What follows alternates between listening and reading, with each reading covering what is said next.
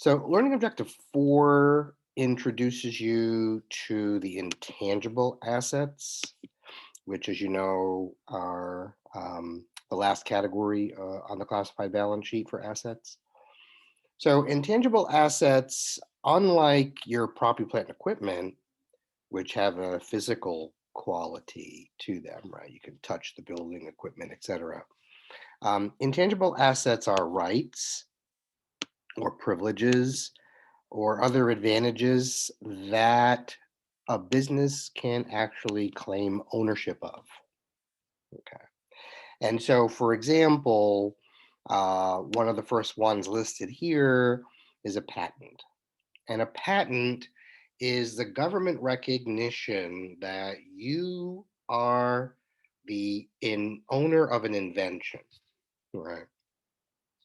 So, and that's very, very important to own that type of thing. Because let's say I was the genius behind a twist off cap, right? Make a plastic bottle, put a little twist off cap, and we're good.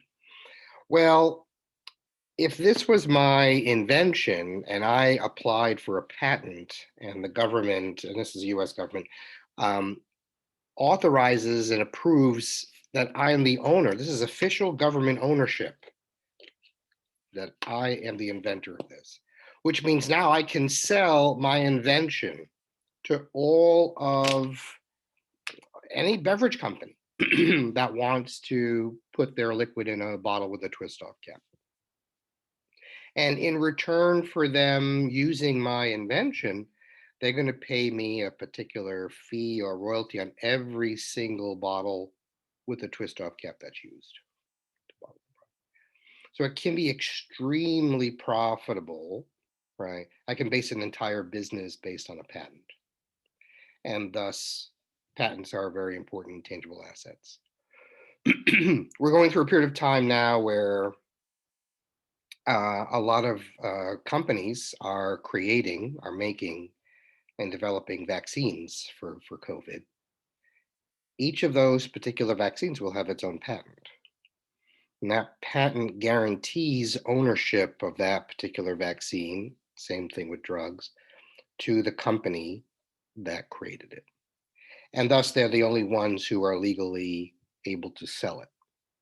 What happens if someone else tries to sell it without that business's permission? Well, then that's stealing, right? And thus you have the grounds for a lawsuit.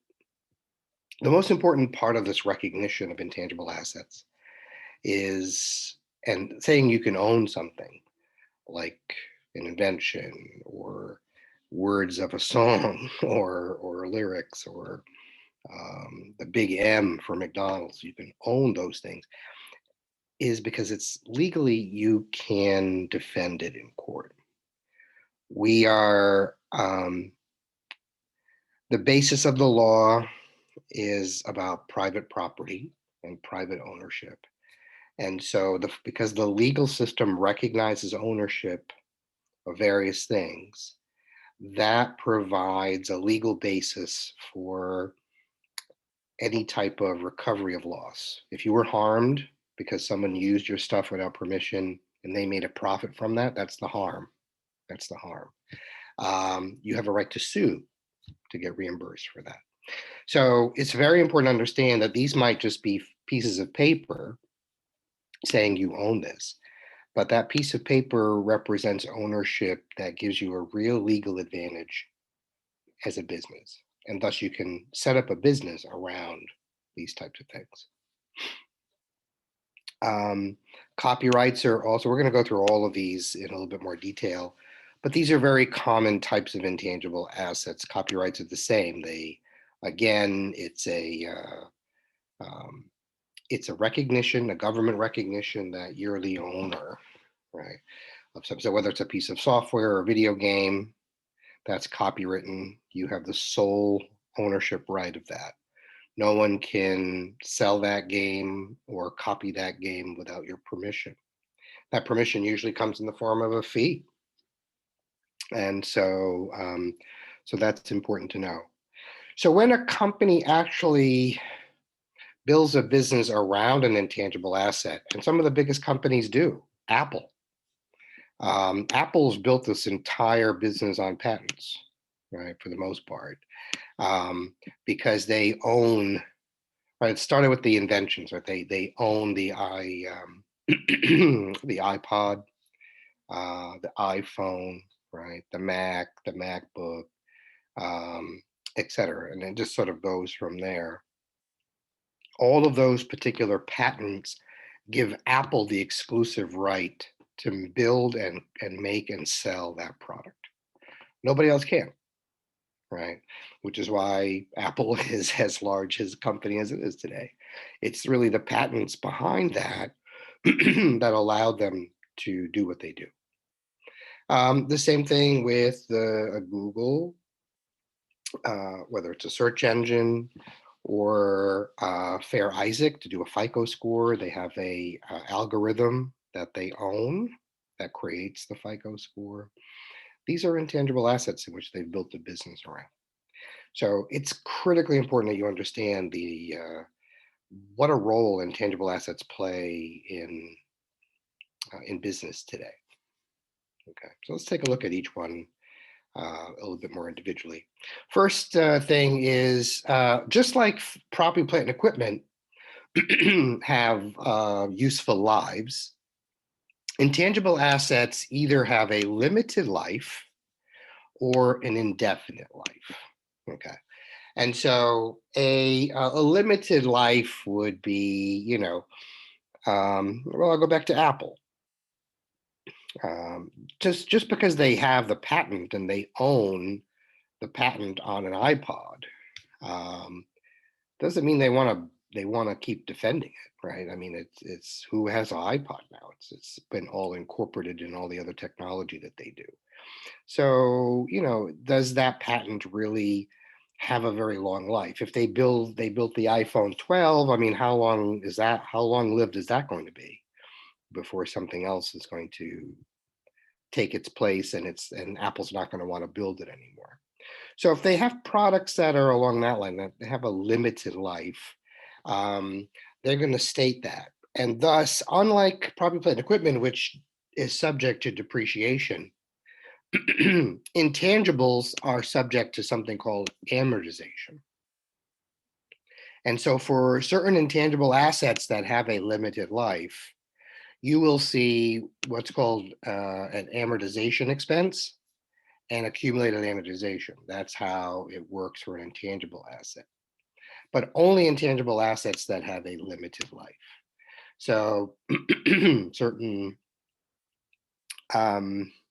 inventions just have a certain shelf life, and then it's gone. Right? But there are some intangible assets that can go on forever.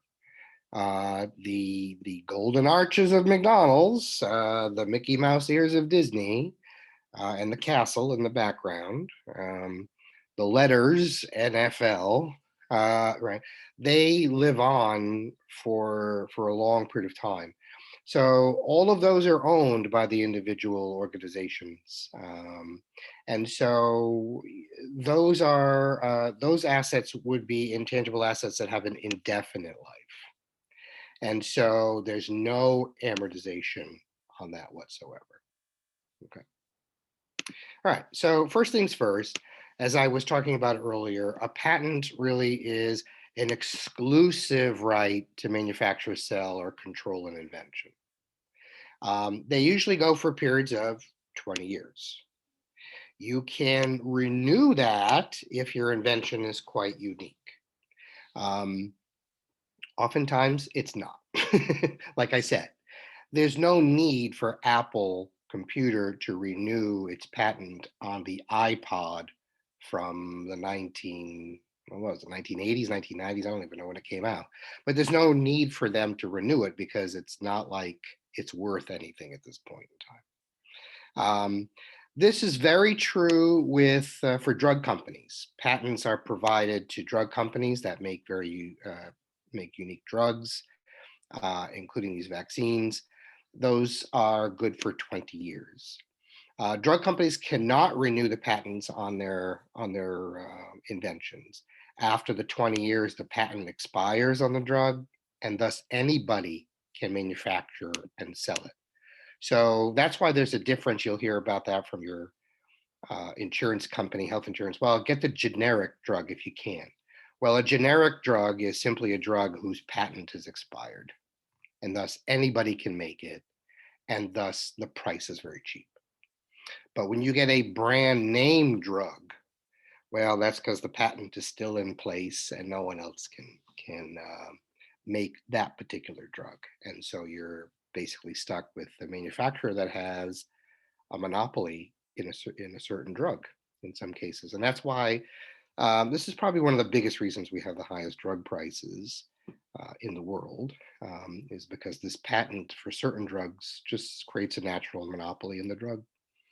Um, and these companies know that, and they charge a nominal egg, for it.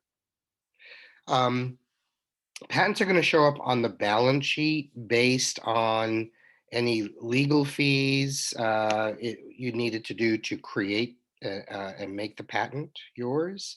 Any legal fees you had to defend the patent in lawsuits are all going to be part of the cost of the patent that you see. Because you did some type of an invention, you did a lot of research and development to create that invention. Research and development is expensed in the years that the company in which they incurred those expenses, and the company will expense them at that time. But of course, when that patent is granted, um, they're going to charge as much as they can because it's a very unique item, and they're the only ones who can manufacture and sell it. So here's an illustration of how a patent would work.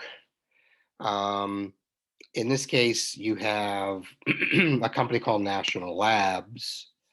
They paid, it cost them $60,000 to get a patent for their invention. They did the patent on June the 30th. So for this particular year, they've only had the patent active for 6 months of that year.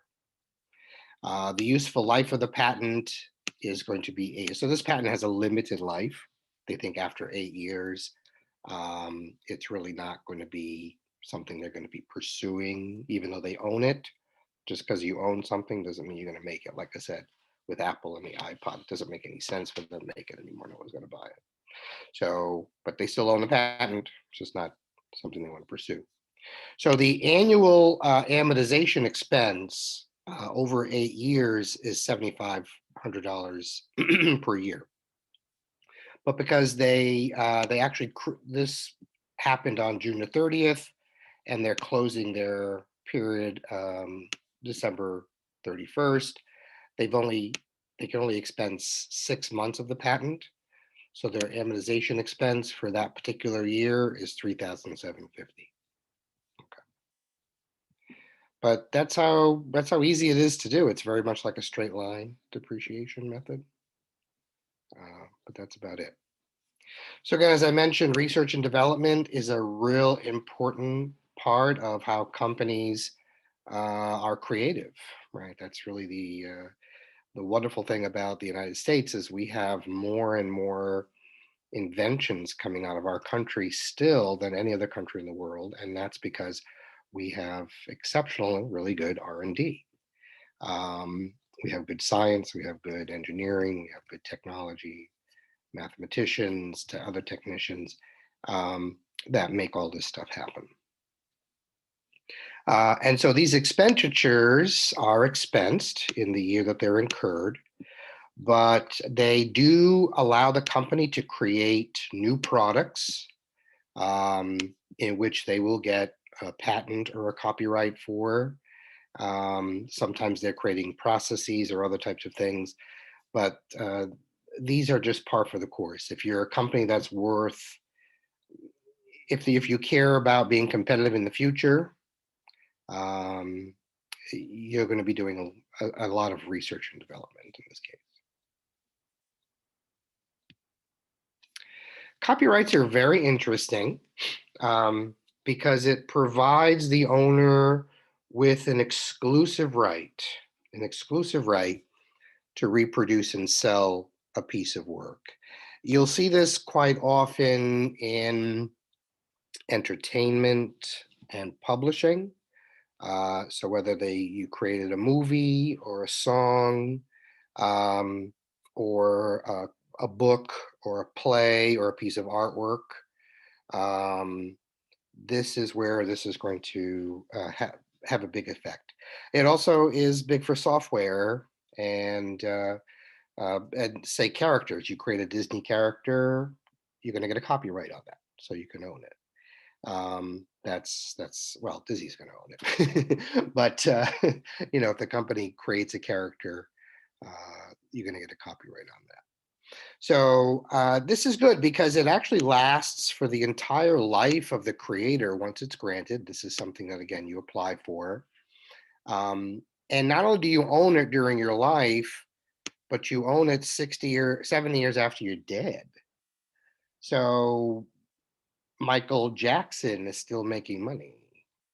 I mean, he's dead, but his estate is making money because every time there's a Michael Jackson song played or they use it in a commercial, they have to pay a fee to the estate. And that estate, of course, of Michael Jackson then funnels that money to the heirs. Same thing with Prince, same thing with anybody else who, who's passed, but they've left some type of a legacy behind. Very important to know that these copyrights last a very, very long time. This is also this is also the reason you have to use a bibliography in English, right? When you use someone else's stuff in your paper, you have to note that. Why? Well, because very likely it's copywritten material. They own it. And because you're borrowing it to put it into your research paper or project, doesn't make it doesn't make it yours. But when you put it in your paper and you don't reference it, that's what plagiarism is, and that basically you violated a copyright. You took someone else's property and used it like it's your own. And that's why we have all these plagiarism things in school. That's why we teach about it. It's really about copyright law. It's really about copyright law. So copyrights do have a cost to apply and acquire them and defend them. All that's part of the copyright. And again, just because we have certain things, copyrights do last a long time, but maybe you're not going to be selling your product forever.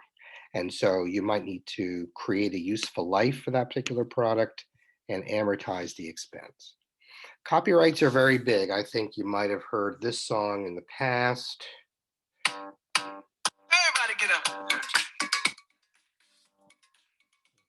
Feel free to get up and dance. Woo! Hey, hey. Okay, so you hear, and the woo! See that woo in the background there? Copywritten material from the 70s. Now, when Robin Thicke and company decided to use all that stuff for their song, and this was a good song for them, made a lot of money for them, they violated the copyright. They didn't ask permission or pay for the right to use it. And so the group that actually made that beat, went to court because they were able to prove in court that they were the owner of the woo beat. And that was a big reason why that song was a big hit for Robin Thicke and company. And thus the money Robin Thicke and company made from that song really belonged to them because it was because of their music that this became a hit. And the court agreed. They agreed because they had the copyright. They were able to prove they own the music. And thus in essence, they were stolen from. That's basically what their case was. In court, you have to prove a loss.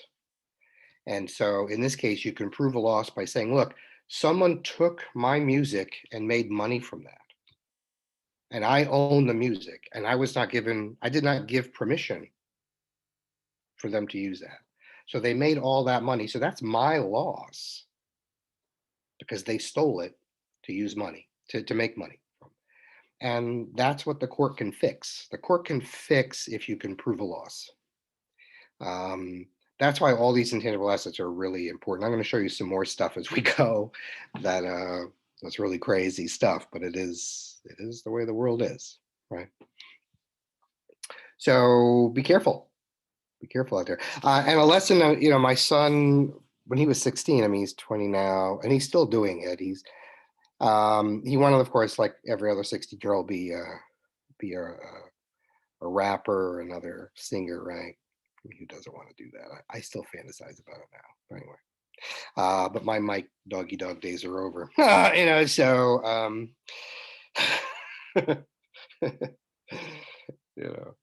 Anyway, he's actually a very good writer.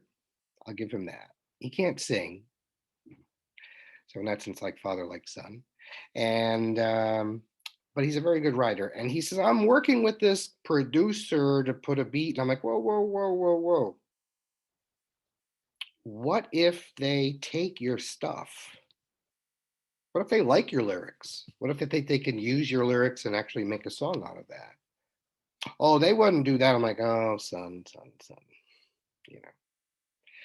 Copyright. So for his 16th birthday, I spent $55 and a bunch of paperwork to get all of his lyrics copyrighted. And he's been doing, at least he tells me he's been doing that ever since. And that's just because, and I think because he's a good writer, it's worth it.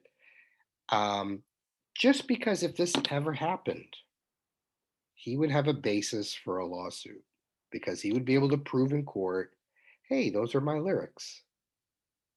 And here's the copyright to prove it. My copyright was, 2019, 2017. This song didn't come out till 2029. I never knew about it, but I wrote it. Just like what happened to that group and Robin Thicke. So just understand you have to own stuff. The ownership piece is really critical. Really, really critical. Okay, let's continue on. A trademark and a trade name. I got some good ones on this one too. So, so trademarks, like I was telling you, the golden arches of McDonald's, the cup with the D on it for Dunkin' Donuts. There's all different types of trademarks that are out there, and there are trade names. There are trade names. And so these can be owned. Okay, you can own a trademark, you can own a trade name. They can be renewed. The ownership is for a 20-year period of time, and you can renew them over and over and over again.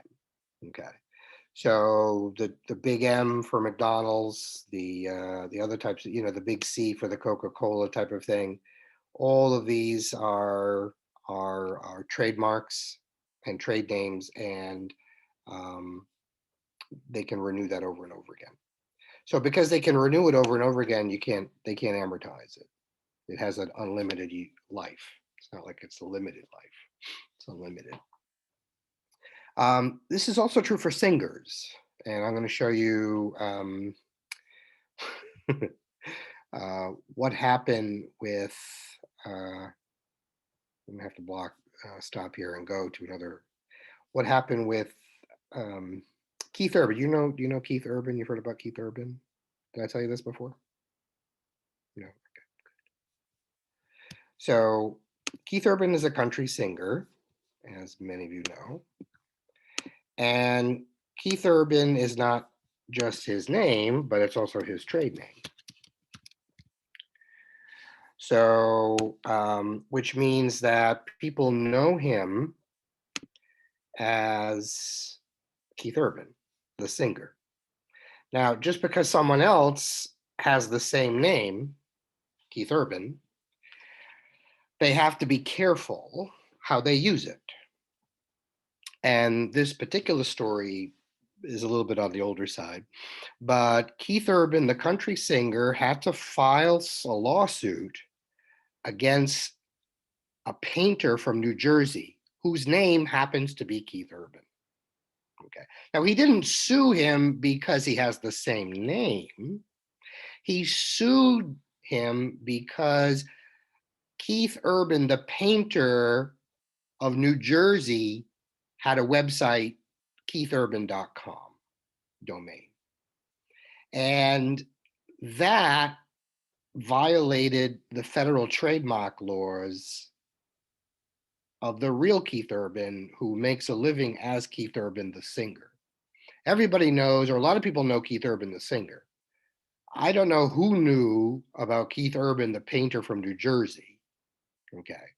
So he was able to prove in court that this guy was using his name to benefit himself. Okay. That everyone knew Keith Urban because that's my name, the country singer. No one knows this painter in New Jersey. He can't use the name keithurban.com domain because it's deceptive. Because when people look at keithurban.com, they're thinking, oh, Keith Urban, the singer. What they're getting is the painter. I know it sounds ridiculous to some people, but it's big business. It's really, really big business. Here's one other one. Polar Beverages. I don't know if you know this company or not, but you probably know it's Polar Bear here, right? You've seen this Polar Bear. Right? And you also know who else has a wonderful polar bear that comes out every Christmas, right? Coca-Cola, right? They have polar bears sitting around the North Pole, looking at the Northern Lights, having a Coke. Agreed? You've seen that commercial? It's an old commercial. When it first came out, Polar Beverages said, they're using our trademark. And they took Coca-Cola to court. So do you know what happened? Coca-Cola won because they were able to prove in court that their polar bear was very different than the polar bear. Like polar, I mean, the Coca-Cola bear has a lot of lines. If you look at the Coca-Cola bear, it's a bigger bear with lots of detail to it, right? This bear, polar bear, look at this bear. It looks like it's very curvy, right? It's pretty, I guess it's a pretty sexy bear when you look at it from certain ways, right? And it's just, very curvy lines. There's not a lot of detail to this bear. And so Polar failed in their attempt to stop Coca-Cola from using the polar bear in its advertisements, and thus they're still using it. You're still seeing commercials with Coca-Cola and the polar bear, right? This is true. I mean, this happens quite a lot. It's pretty amazing. But let's say Lindsay's name was Madonna. Or would you rather be Lady Gaga? I'll give you a choice. Let's say Lindsay was, because it starts with an L, we'll go with Lady Gaga. Maybe Lindsay was born and her mother said, I'm going to name her Lady Gaga, and I forgot your last name off the top of my head, but that was her given name, Lady Gaga. Well, she cannot, just because she has this name of a famous person, she cannot exploit the fame of that other person to make money. And that's basically what Keith Urban was able to prove by having his name as Lady Gaga is a trade name. That's how she's known, just like Madonna is a trade name, just like Billy Joel is a trade name for years, right? You can't have people, just because they have the same name, use it to their personal advantage because they just happen to have the same name of somebody famous, right? So that's where it comes in, because it's business and it's money. Right. And if you can show harm to the court, you can show a loss, you can sue. That's how it's work. That's how it works. You have to show a loss. You have to prove a loss in order to take someone to court for these types of things. Fascinating stuff. Let's do some more. Okay. So a franchise is a contract. Just because someone has a franchise doesn't necessarily mean they own the business. They are running the business, but they don't necessarily own it. Who owns it? Well, there's a franchisor who owns it, and a franchisee who who is running the thing. So a lot of companies are actually franchises. You can be amazed. So all those Toyota individual car dealers are franchises, whether they're Toyota or General Motors or other. Shell stations are franchises. Subways are franchises. Most Marriott hotels are franchises. Most McDonald's are franchises, as you know. So that gives it's a contract.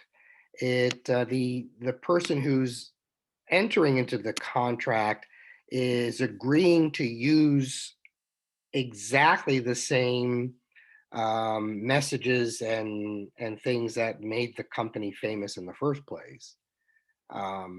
They do that for a fee. When they break that contract or that license, the license can be pulled.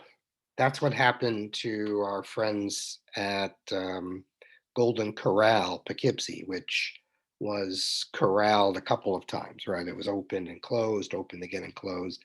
The first time it was opened, it closed because the owner, the person who was running it, didn't follow the agreement. So Golden Corral Corporation pulled the license, backed out of the agreement. They could do that. They have a right to do that. And then it was started again by someone who was following the agreement, but then we had COVID, right? So, so much for buffets around a pandemic. Not a great idea, right? So those are important. The same thing, what's also true is major sports are all franchises. Everyone thinks that the Mets have a new owner, right? Well, yeah, he owns the franchise, but he had to be approved by Major League Baseball to own the franchise. And so Mr. Cohen's very wealthy for sure, and I think he is going to do something with the Mets, but he's basically a franchisee. Right? He basically just owns a franchise that's owned by Major League Baseball. He cannot do certain things without permission from Major League Baseball because Major League Baseball owns all of that. Same thing when there's expansion teams, whether it's in National Football League or NHL or whatnot. It's the NHL that owns all the hockey teams, and these owners are basically purchasing a franchise within the NHL. Same thing with the Major League Baseball, NFL, NBA, all of them. They all work the same way. They're all franchises. Okay. So it's very interesting how that works. The last thing here is mentioned is something called Goodwill. And Goodwill is an interesting way of putting it because basically speaking, when one company buys another company, for example, or if you were to buy a business, what you're looking at is what assets you're buying. Right? I mean, what's the value of the assets that you're buying?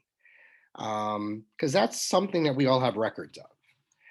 You really don't have a record of the reputation of the company. You don't really have, that doesn't show up on the balance sheet. You don't really have a record or a value for the wonderful skilled employees and managers that run the place. That doesn't show up on the balance sheet, right? So all of these are, they have a value that don't show on the balance sheet. So when one company buys another company for a much higher price than what the assets are worth on paper, because the company has a good reputation or whatnot, the additional money they spend is considered goodwill. Okay. So I do have an excellent example of that. Disney. Disney back, oh, time just, it's hard for me to keep keep track of time as I get older. Several years back, and I don't know what year was, they bought Marvel. They needed certain superheroes and stuff because they just couldn't create them. So you're as big as Disney, you can just buy them. So they bought Marvel and all of the characters of Marvel. They paid billions of dollars for Marvel, well above what everything was worth on paper. Okay. The additional billions were considered goodwill.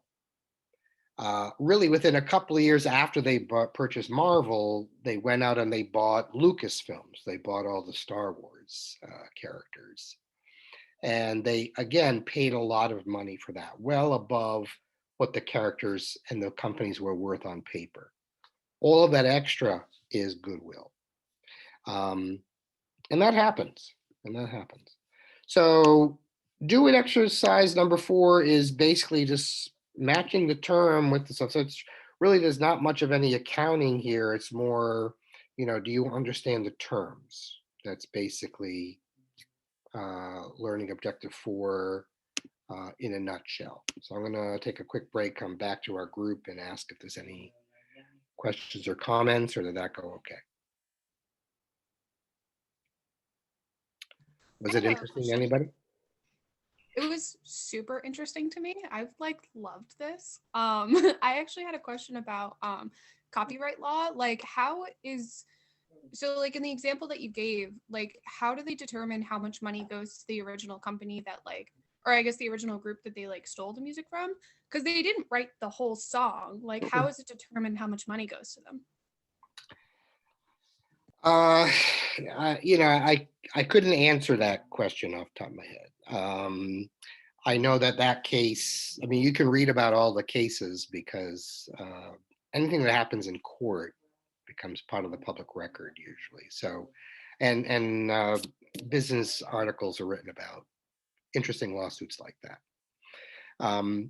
But they would definitely have to figure out a way to quantify how much of the money that was made would be based on the fact that their music was the reason why it was so popular, more so than the lyrics or other. And that's usually the case. So they probably walked away. They probably were able to make a good argument that probably more than half of what they made was basically stolen.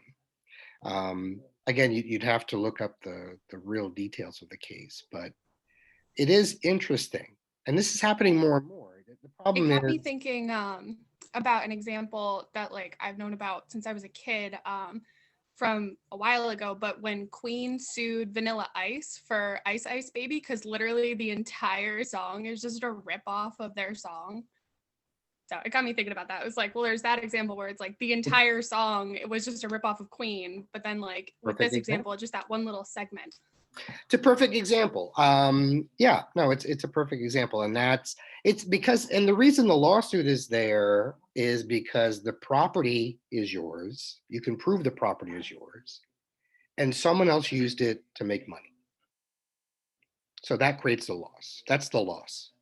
You were not asked about it. You're not give. I mean, you can give permission. There's a lot of songs that have been rewritten, right? Older songs that have been rewritten into a more modern beat today.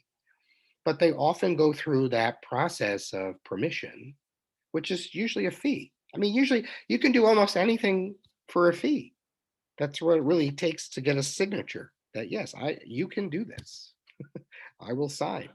I just need a fee for my signature to allow you to do this. It's a business because the ownership allows you to negotiate that fee because you own it. So yeah, there's a lot of smart people that do this, for a living. And so this is more of understanding the intangible assets and the law and business, and it's a great combination. Sort of the MBA and JD, the business degree and the law degree, combined, but people that are really good at understanding the intangible assets. And today they're everywhere. Like, just almost every business we think about today that's big, whether it's Microsoft or, like I mentioned, Apple, Disney, the whole company is based on basically intangible assets. All their characters are intangible assets. You can't do a Disney anything without permission. McDonald's wants to have a Disney character in their Happy Meals.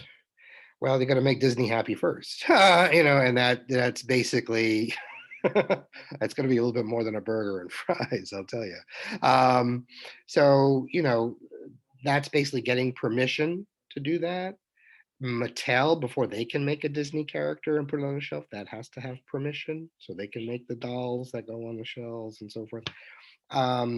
That copyright, that ownership of that intangible asset is the power base. That's where you can negotiate and make money. That's where you can build a business on.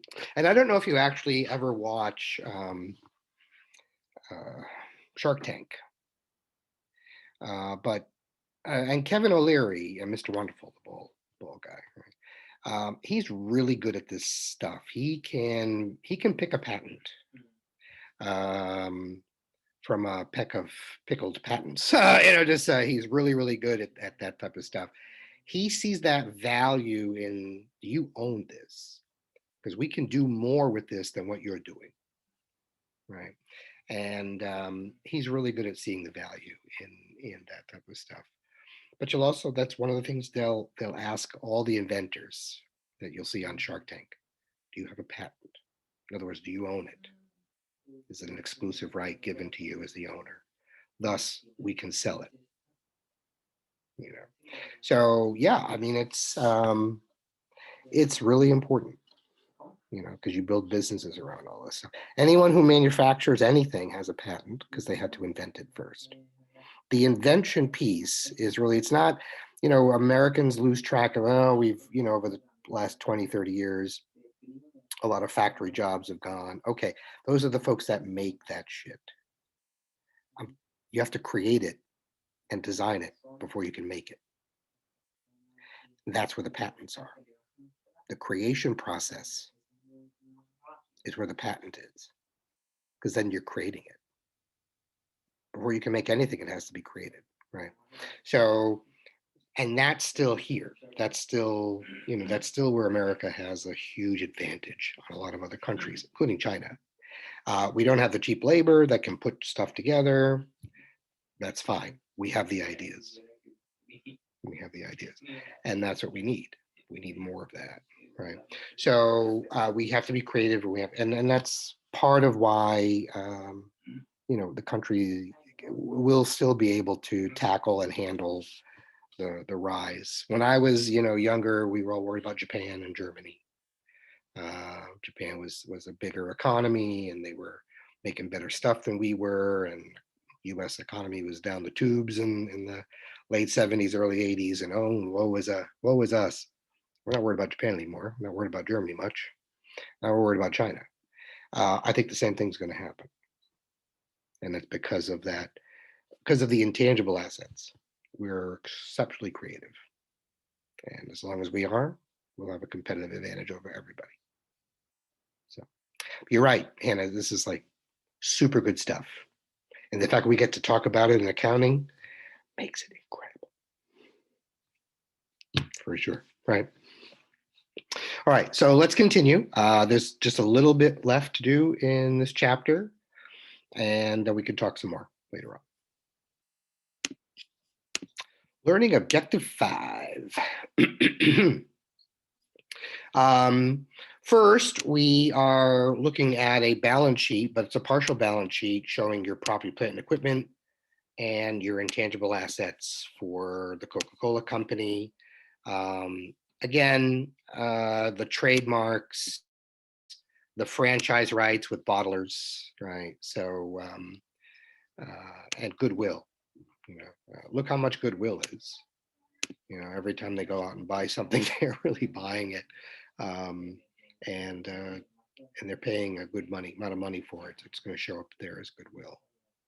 So two pieces of financial analysis, and we're basically done with this. First is return on assets. The reason you have assets is this actually, there's a good reason, but there's good reasons. But for property, plant, and equipment and intangible assets, the reason you have those is because you want to sell your products. They're going to help you sell whatever you sell. And that means you're going to make money on it. So the return on asset ratio is simply the profit you've made, the net income, divided or compared to your average total assets. So you need beginning and ending assets total to see if you're generating profits from your assets. Okay. JetBlue is listed here for 2014. They have $515 million of profit as their profit. Beginning and ending assets divided by 2 looks about 7.5 billion or so. 6.8%. So they have incredible return here. They're making, for every dollar in average total assets, they're pulling in almost 7 cents profit, 7% of that as a profit. That's really, really good. Southwest is no slouch either. Southwest is averaging 5.7% as a return on assets. So they're getting almost 6 cents in profit for every dollar in total average assets they have. Compared that to the industry of 4%, you can see that's not bad either. But you can see Southwest Airlines is getting a better bang for their buck for assets, and JetBlue is just doing a great job in the profitability department on using its assets to generate a profit. The second piece of analysis is something called asset turnover, which is very important. And like I mentioned to you last time, the reason you have all that property, plant, and equipment, the reason you have all that, all those intangible assets is because you want to sell. So the asset turnover ratio simply compares your net sales to the same average total assets that we looked at from the last ratio. So for JetBlue in 2014, they had over 5.8 billion in net sales, over roughly about 7.5 or so billion in total average assets. And that meant 0.77 times asset turnover. Another way to look at this too is roughly for every dollar in total assets, it's generating about 77 cents in sales, which isn't that bad, but as you see, it's better than they were in 2013. That ratio was a little bit lower, so they're getting better. But I tell you, Southwest is just as hot as the Southwest can get, right? Because 0.94 times asset turnover means that basically for every dollar in average total assets, they're generating about 94 cents in sales. That's incredibly good. That's enormously efficient use of their assets, and unfortunately didn't lead to as big a profit ratio, but it still is incredibly effective. The industry as a whole, not too shabby. 0.80 times is their asset turnover rate, which means roughly about 80 cents in sales for every dollar in total assets. Basically where JetBlue is where the industry is, but as you see, Southwest is just hot, hot, hot, just super great. We don't have to worry about profit margin because we've already done that, but let's look at our asset turnover for this company called Paramore. Net income of 180, net sales of 420, total assets of 460 in January, total assets in December of 540. Sorry, I can't even read here. So what's the asset turnover, right? Well, the asset turnover is the net sales. So we need the 420 here divided by the average assets. So that's your 460 and your 540 averaged. And in this case here, your asset turnover was simply 0.84 times, which means for Paramore, they're generating about 84 cents in sales for every dollar in total, average total assets. Okay, did I miss something? I don't think I did. Okay, so so that's basically the lesson tonight.